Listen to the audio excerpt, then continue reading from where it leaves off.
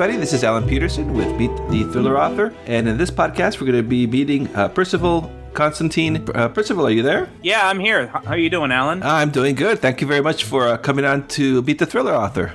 Well, thanks for having me. Can you tell us a little bit about yourself, please? Sure. I've been a published author since 2007. Started all the way back then, back when self-publishing was only print on demand. And I started off writing a few standalone stuff, and then in 2010, I began my first thriller series, Infernum. And now I've got about 4 series I'm working on altogether. My stuff is mostly action and crosses a few different genres. So I've got a thriller series, an adventure series, a superhero one, and I do a horror series for a small press publisher as well. Wow, yeah, it's 4 series at one time. Yeah. How do you keep all that organized? Well, my books are short. 2 of my series are novella series, so they're about 30K novellas each. And then another one is a serial, so that's 15,000 word episodes. And then the last series, the one I do for the small press, that's actually a series of about 10K short stories. So, and those only come out like on a quarterly basis because it's through someone else. So I don't have to put too much effort into those. The Infernum, that's the one that's the thriller series? Yeah. Infernum is my thriller series. It's a espionage thriller series. And then the Myth Hunter is also classified as thriller in a sense. But it's more of a Indiana Jones, Lara Croft adventure type of thing. And so what got you to write thrillers? Have you enjoyed the genre before as a reader? Not so much as a reader, but more as a viewer. Like, I love the thriller movies. So that's really what kind of drew me into it. Movies and pop culture that influences in your writing? Oh, definitely. The James Bond films have been a big influence in Infernum. The Hong Kong blood operas, like John Woo's Hong Kong movies, that kind of stuff, they were a huge influence, especially when I was writing the first book, Love and Bullets.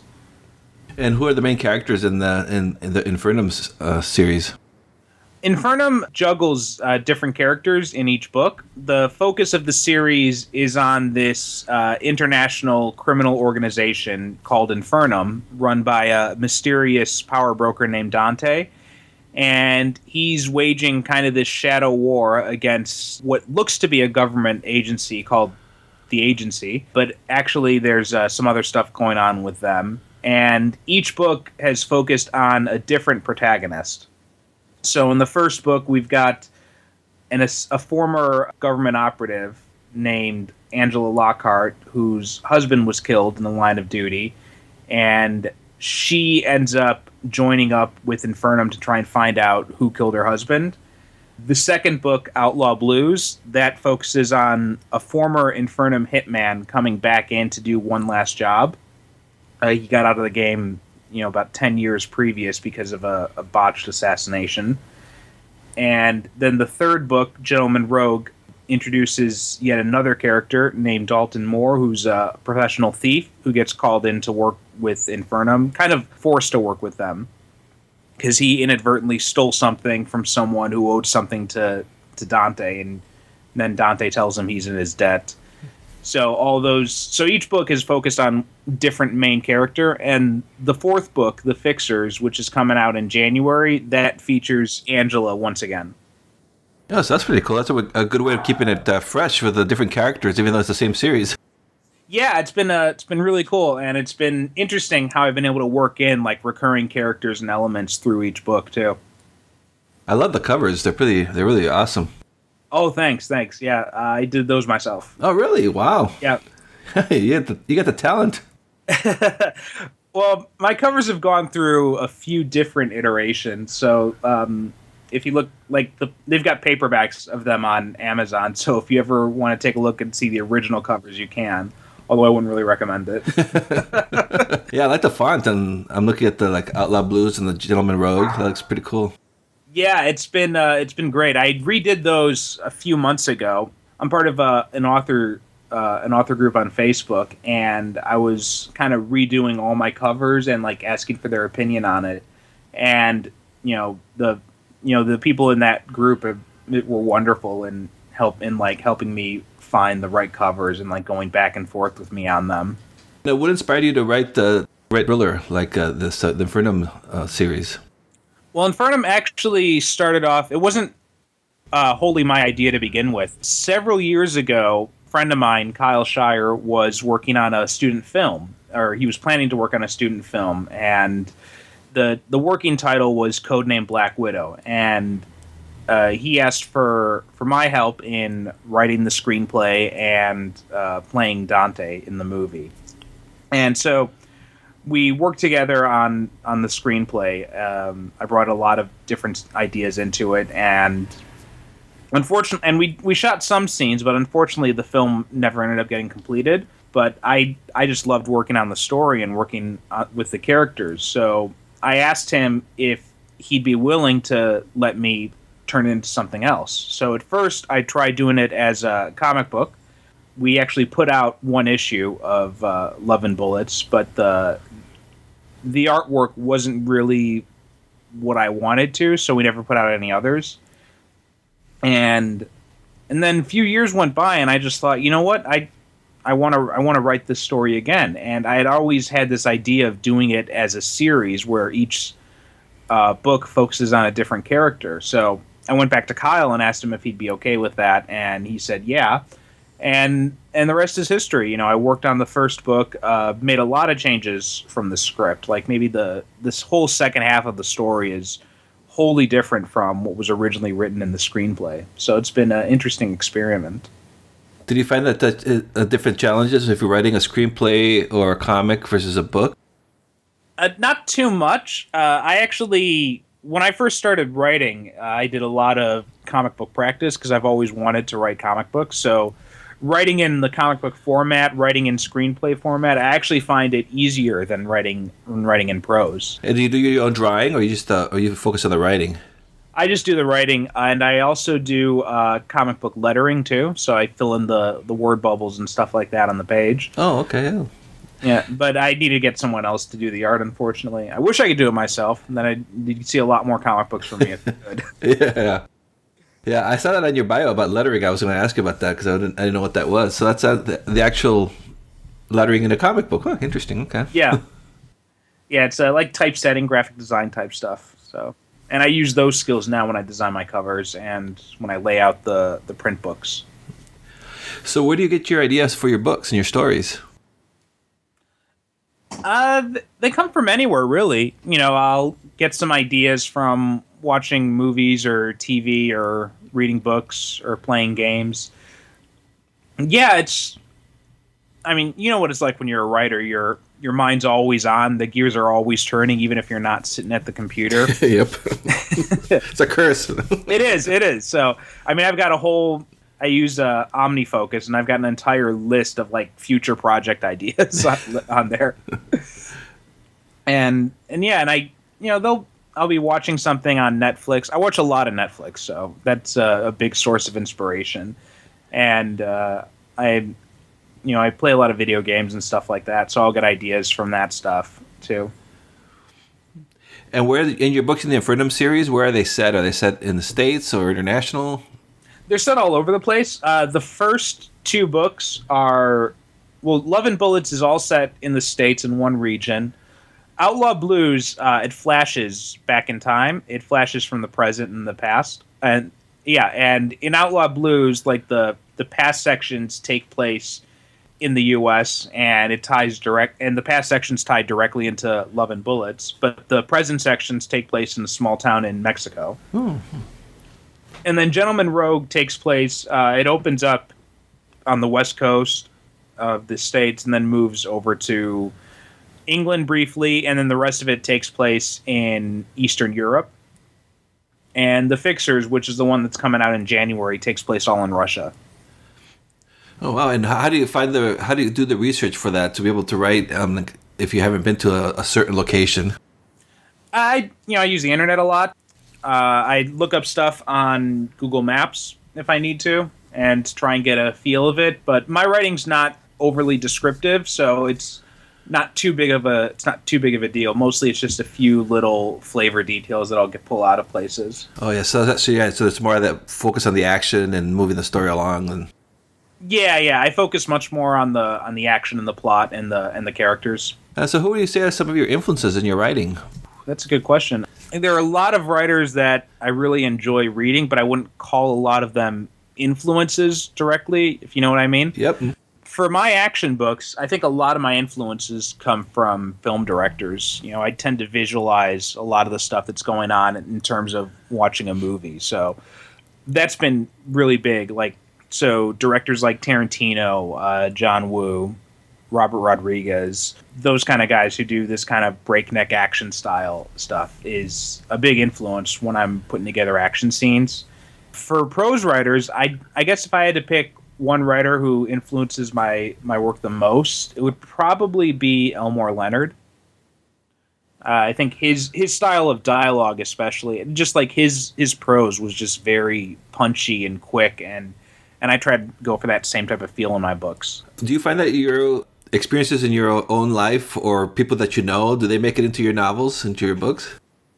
Yeah, to an extent. I change things up a lot, but there's definitely places that I've been or things I've done or seen or people I've known, and little bits of that will find its way into the story in different kind of areas, but it's not always like a one-to-one translation. I won't write a character that's wholly based on one person in one of my books. Instead, most of my characters will be like a composite of different people that I've known. So you might have a friend go, "Hey, that's like me." Well, yeah, I wouldn't have them go. I mean, they might notice an element or two of themselves in a character, but I don't think they'd be. I think I mix it up with a whole bunch of other stuff enough so that, for the most part, no one will be able to point to one character and say, "Hey, that's me," or something like that. And then other stuff, like you said, I live in Japan, and sometimes some of the places I've gone to in Japan have found its way into some of my books. The first book in the Myth Hunter series, The Lost Continent, has some scenes that take place in Japan, and some of the stuff that happens in those scenes comes from experiences that I've had or things I've learned since coming to Japan. So what are some of the challenges when you're starting to write a book? What's kind of your process and some of the challenges that you encounter? My process has become a lot more organized in the past year or so. Like before, I used to just I used to just pants it, just try and find the story, and that was a bad idea because it took me forever to finish stuff. Like before, I was doing maybe one book a year. Now I'm doing like monthly releases. And there have been a few things that have contributed to that. One of them is planning out everything before I start writing.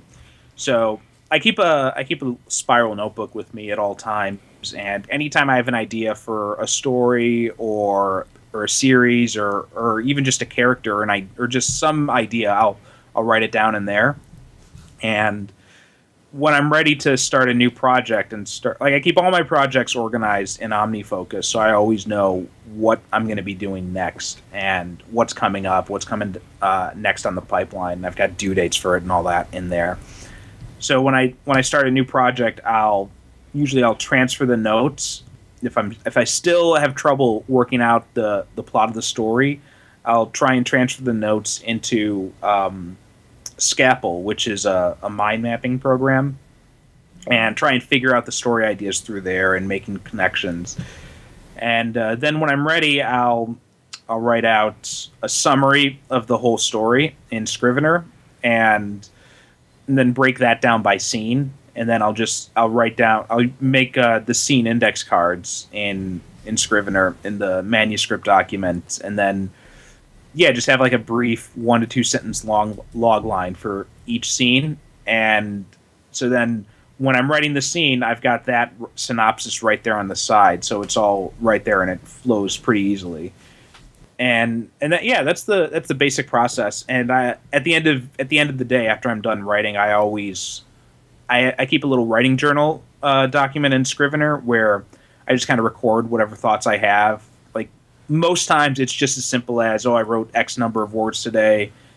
This is the total word count, and that's about it. But sometimes I'll have an idea for something that I want to add or change, but I don't want to go through the whole outline, so I'll just make a little note of it in that journal, which kind of helps set me up for the next day too.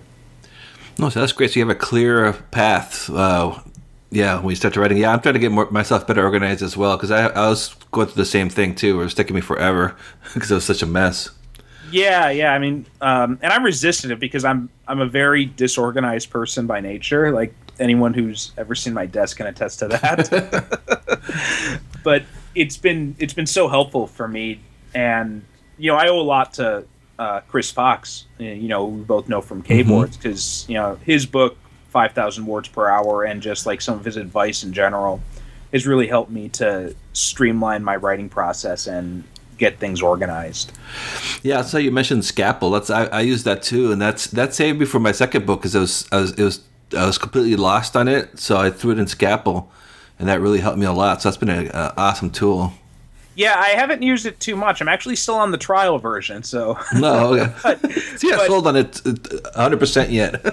Not well. I am. I'm just trying to run out the clock, I guess. Yeah, that's what I do. But it's been really good, because for the most part I don't need to use it, but there are a few times that I haven't had to use it, and when those times have come, it's been a godsend. So it's not something I'll use for every project, but like I'm working on the third season of my serial Vanguard right now, and I was having real trouble laying out the episodes for each season for this season, and trying to figure out what should happen in which episode. Like I had the first one and the last one down, and then I just had to try and figure out the ones in between there. And I had all these random ideas and all these random notes in the notebooks, and I just started putting them into Scapple, and then just trying to see where I could connect them, how I could all make it work out, and it was really helpful. And do you write every day? Do you have a word count that you try to reach?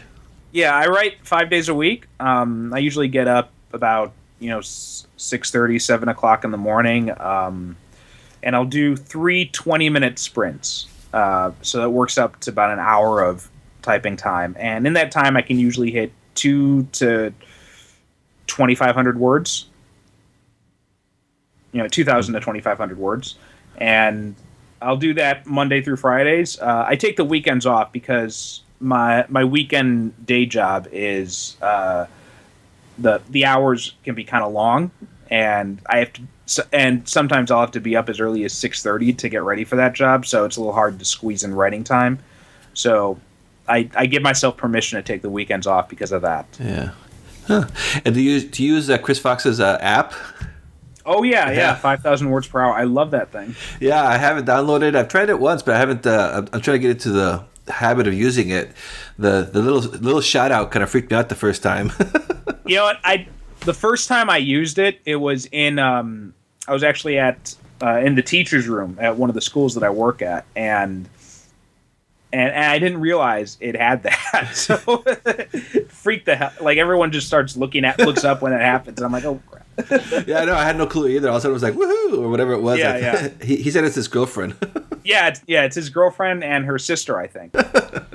Yeah, that's pretty funny. And so, where do you usually write? Do you have is it always in the same spot, or? Yeah, I mean, I used to try and be a bit more mobile in my writing. Especially at my last teaching job, there was a lot of downtime, and so I would try to squeeze in writing here and there whenever I could. But the problem with doing that is that I kept counting on that free time, and that free time wasn't always there, and I kept missing writing sessions as a result. And I also used to try writing it. Then I also tried writing at night at home, but that was just that was not going to happen. You come home from a busy day, the last thing you want to do is work some more. So I started writing in the morning instead, which has helped me hit my word count goal every day. But I've got a little home office set up in my apartment here. I got a nice desk set up. I got all my different elements all surrounding me. Like I've got writing books within reach. I've got a a few different like infographic type stuff for plotting posted up on the wall above my desk. I've got a Batman picture pointing at me saying, "Quit procrastinating, right?" I like that one. I'll have to get that one for myself. Yeah, it helps. Yeah, stop looking up here. Yeah. You say so? You've been writing for a long time, huh? So how long have you been writing? Since I was 10 years old. Actually. Oh wow, okay, so that is a long time, huh? I started writing way back in elementary school. Like I'd jot down, I'd fill like these, spiral notebooks with different stories, and I still have those notebooks, but nobody else will ever see them. I'm tempted to just throw them all in the fire one day, but you gotta keep those now, yeah. Just to make sure no one ever digs them up. Yeah, I know people who weren't happy with what they were writing, and they've deleted the whole thing. I could never do that. Even if I hate it, I have it stored somewhere. Yeah, stuff I've written since then. Like I've got my hard drive is littered with the corpses of dead manuscripts. Yep. But I started writing, way back then, and then in high school, I started to write fan fiction, comic book fan fiction, and some video game fan fiction, and I did a lot of that, and I credit a lot of that actually with helping me to become a better writer, because it was kind of like training wheels for the real thing. And when did you get an idea of like, oh, maybe I could start publishing my own stories? Friend of mine, Derek Ferguson. This was maybe I had to have been in college. It must have been like maybe 2003, 2004, or something like that. And he said to me one day, he's like, "I'm waiting for you to write a novel." And I'm like, "Novel? Fuck that. I can't do that." But then the idea stuck in my head. I'm like, well, I write all this, this fanfic, so maybe I can do that. And so I tried with NaNoWriMo and failed. Tried again, failed again. And then finally, I think it was 2005 or 2006, I tried again the third time, and that's when I finally succeeded, and I wrote Fallen, my first novel. And I tried shopping that around and tried to get an agent for it. I sent out queries to about like 50 agents. Of those 50, maybe like 10 responded. Of those 10, maybe 3 were actual responses that weren't just canned responses, formal rejection letters. And in those 3, like all of them basically said the same thing. It's pretty good, but we can't market it.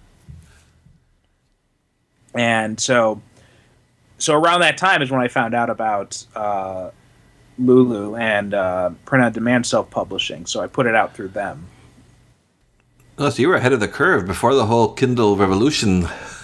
Right, and unfortunately I missed the boom period because I wasn't really paying attention. So I published Fallen in 2007, and then 2009 I published my second book, Chasing the Dragon. And then starting in 2010 is when I did my first series, and I was doing, one book a year basically. But I had no idea of this larger self-publishing community that was out there. I didn't find out about it until maybe like the end of 2013. And that was when I discovered like self-publishing podcast and Creative Pen and all these other resources. And so then I spent like all of 2014 just like absorbing as much information as I could.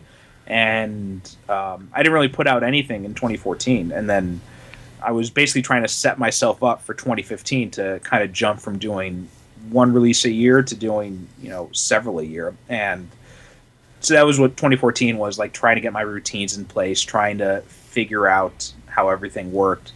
So unfortunately I missed the boat on, the big gold rush days of KDP back when, going from free to paid, shot you up in the charts. Yeah. I wish to God I knew now. I knew then what I know now, because I probably could have had a lot more success a lot earlier on. Yeah.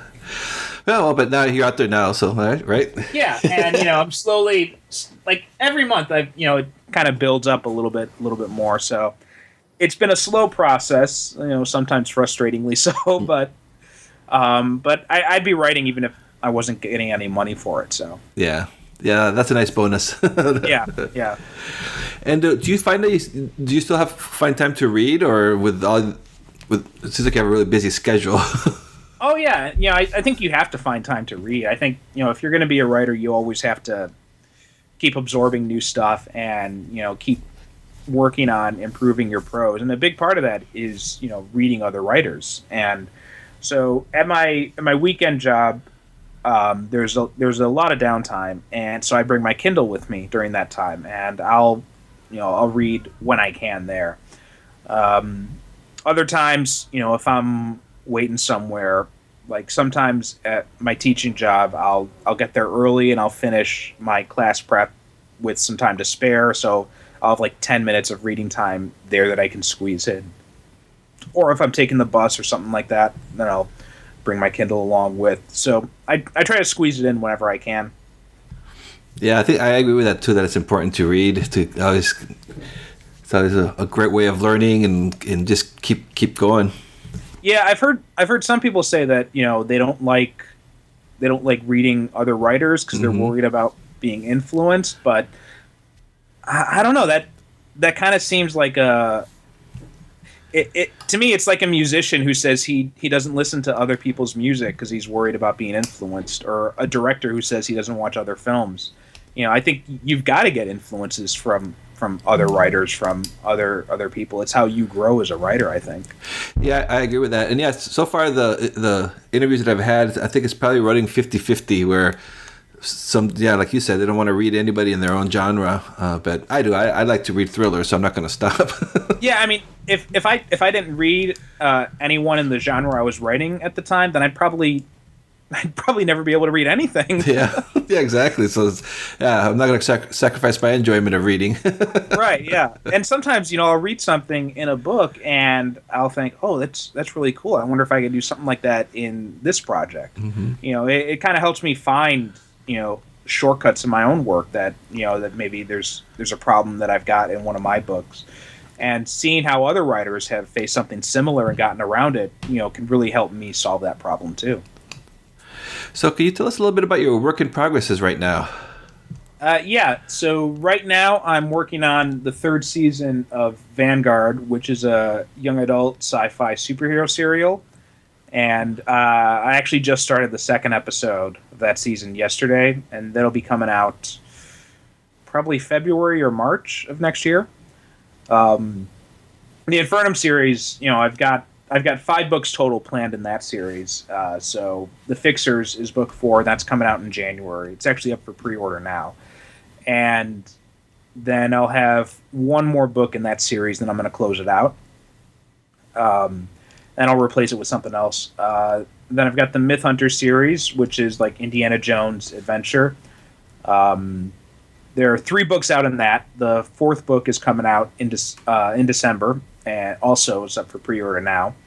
And that one's going to keep going for a while, I think.